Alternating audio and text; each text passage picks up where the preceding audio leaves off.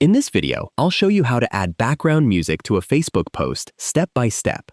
Background music can make your content more engaging, but the feature is only available for certain types of Facebook posts and may vary by account, region, or app version.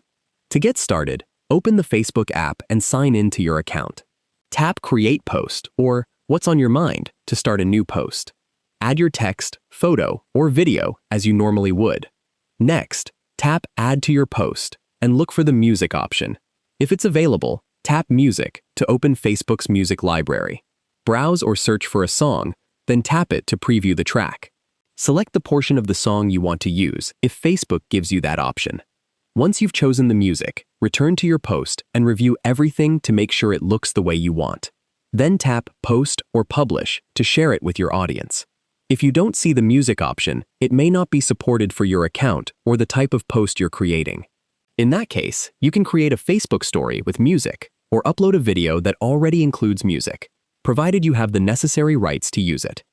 If you found this video helpful, please like the video and subscribe to the channel for more easy app tutorials.